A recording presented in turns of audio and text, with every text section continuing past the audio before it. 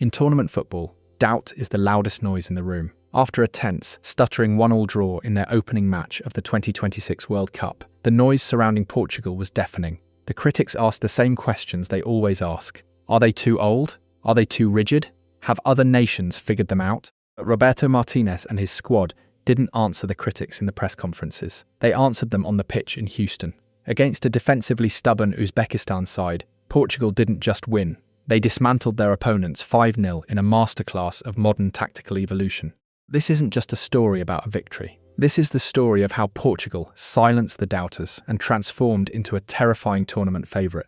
To understand this resurrection, you have to look at the tactical board. Martinez has completely abandoned the safety-first, cautious football that plagued Portugal in past tournaments. The secret to this 5-0 demolition was width and sheer numerical superiority in the attacking third.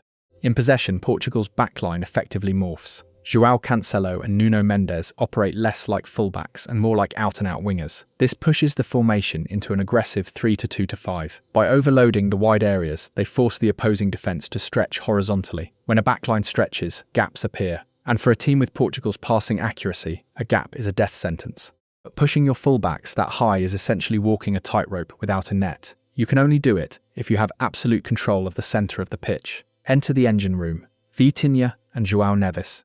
These two aren't just defensive destroyers, they are the rhythmic metronomes of the team. Against Uzbekistan, they dictated the tempo, recycling possession with ruthless efficiency. Their discipline creates a platform. Because they anchor the midfield so perfectly, Bruno Fernandes is given a free license to roam. He ghosts into the half spaces, those dangerous pockets of grass between the centre-backs and full-backs. He is the architect, and Vitinha and Neves give him the time to draw the blueprints. And then, there is the paradox of Cristiano Ronaldo. At 41 years old, playing in a record-breaking 6th World Cup, the tactical question is obvious. How do you build a high-intensity modern attack around a veteran striker? The answer is simple. You don't ask him to press the entire backline, you ask him to hunt. Watch his movement off the ball. It is a masterclass in spatial intelligence. He spends the game operating in the blind spots of the centre-backs. He baits defenders into stepping out, dragging them away from the play. In this match, he ended a 10-game goal drought not through sheer pace, but through predatory instinct. 2 goals, a shattered record, the undisputed focal point of a lethal machine. None of this attacking brilliance matters without the insurance policy at the back. Ruben Dias is the immovable object, reading the game flawlessly to snuff out counterattacks before they begin, and behind him, Diogo Costa plays as a modern sweeper-keeper, allowing the entire defensive line to push 5 yards higher than they dared to in the past.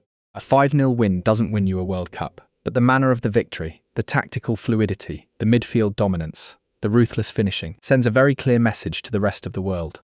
Portugal is no longer a team relying on individual moments of magic to bail them out. They are a synchronized, tactical unit playing with absolute belief. The resurrection is complete. Now, the real hunt begins. If you enjoyed this breakdown, hit subscribe. We'll be analysing the tactics of every major contender as the road to the World Cup final continues.